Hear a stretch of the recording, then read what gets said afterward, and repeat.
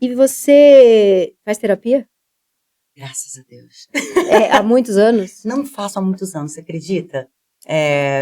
E eu me sinto uma idiota por isso, porque demorou? Demorei muito para fazer. Mas acho que demorei também porque, primeiro, de novo, sou de uma geração que achava que era... Ai, Minha não cabeça precisa... é ótima. Minha cabeça é Fiz tudo ótima. sozinha, nunca dependi de Como se isso fosse ninguém. um grande feito. É um grande feito, mas todo mundo precisa de terapia. É um grande feito, mas eu acho que eu teria sofrido menos se eu tivesse começado a terapia mais cedo, E você sabe? fez por alguma questão específica? Muito trabalho, estava exausta? Maternidade? Eu comecei a terapia por causa das crises de ansiedade. Que a gente estava aqui Que a gente estava antes. falando antes da câmera ligar. Que começaram um pouquinho antes da pandemia, então não posso acreditar ao processo de pandemia. Mas piorou, né? Piorou. Pandemia piorou tudo muito. Que já estava em curso. Piorou muito. Mas você não chegou a ter pânico, nada? Era mais aquela coração disparado, meio do nada? Era o coração disparado, era uma sensação vai acontecer uma coisa ruim. Exato. As primeiras vezes que eu tentava descrever as crises de ansiedade, era como se eu estivesse levando um susto toda hora. Toda hora eu sinto como se eu tivesse recebido uma notícia ruim, a reação dela, só que eu não tinha recebido notícia nenhuma, e às vezes nem conscientemente estava pensando em nada negativo. E depois, na hora de dormir, era uma sensação do corpo não estar pesando na cama, ou seja, parece que tá tudo meio... tenso. Assim. Tipo gato que faz aquele negócio assim. E mesmo eu toda a vida fiz cursos de meditação, sempre muito espiritualizada, até porque a minha família vinha nessa linha a vida inteira. De qual linha? A minha família sempre foi umbandista, pela parte da minha avó. Minha mãe católica, o meu pai da Umbanda. Hoje em dia é meio misturado, assim. O meu núcleo ali de irmãos são cristãos, eu continuo na linha espiritualista e uma outra galera mais desgarrada. E você sempre se nutriu de espiritualidade, sempre. De meditação? Sempre. Eu fui criada num terreiro de Umbanda. Eu acho que não tem nada mais brasileiro do que... Né, porque a Umbanda é muito... do Rio de Janeiro, Espírito Santo, Minas. E é uma sensação maravilhosa. Eu comecei há pouco tempo. Foi criado aqui. Então, assim, eu me entendo por gente nesse lugar. Depois, os meus irmãos buscaram outros caminhos, se identificaram com outras coisas, mas eu tenho uma coisa de me conectar com ancestralidade, com a minha avó, que por mais que hoje eu abrace muitas outras linhas dentro da espiritualidade e acredite e vivencie, eu não deixo de reverenciar o que eu já vivi. Sim. E tenho as minhas guias, e tenho as minhas... E vou no culto com os meus irmãos, e vou na igreja, então eu sempre fui assim. E sempre fui muito em paz com essas minhas escolhas, assim. Mas por que a gente estava falando? A gente estava falando da ansiedade. E você descobriu qual era o gatilho?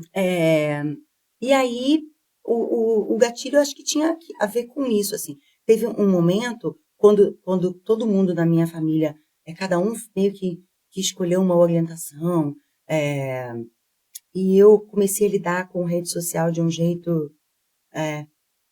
vendo coisas demais, vendo comentários demais, vendo... o jeito como a gente interagia com o público sempre foi um jeito de, sei lá... Tinha uma proteção, né? Tinha. Você sabia que a audiência tá indo bem, a revista vendeu muito, mas não era tão ali dentro da tua casa. Era esse o feedback que a gente tinha. A gente tinha o feedback dos jornalistas, a gente tinha o feedback das pessoas na rua. Em algum momento, aquilo começou a ficar muito... Não era saudável para mim. E olha que eu sempre lidei muito bem, assim, com crítica. Com fama. Você não deu uma pirada quando começou a ficar muito famosa. Mas teve uma época que eu dei. Eu comecei a dar uma pirada, assim. E comecei a perceber que, cara, que eu tava ficando ansiosa demais. Eu tava levando aquilo muito a sério. E tem uma coisa de energia também, porque além de fazer mal, a gente ficar o dia inteiro ali, e aquilo é viciante, né? Porque fica uma endorfina. E assim, tem que proteger quando a gente muito. tá no tete-a-tete, eu prefiro, me desgasta, mas me desgasta de um jeito que eu sei... Que tem limite. E eu sei me cuidar depois. É isso. Você vai dar uma meditada, dá uma respirada, toma um baita banho, você consegue. Mas as pessoas que não te conhecem e que lançam essas setas muito agressivas... Não, e a rede social é muito agressiva. E eu sempre tive essa personalidade, que é uma das coisas que eu fui tratar na terapia, muito agradadora. Sempre sorrindo. Que você falou, ela tá sempre sorrindo. Isso sempre foi... Depois de um tempo, começa a virar uma coisa... porque se você tóxica, sai... assim, porque, cara, todo mundo espera que eu esteja sempre sorrindo muito. E um dia que você tá com a cara fechada, pronto. E aquilo acabava comigo, assim.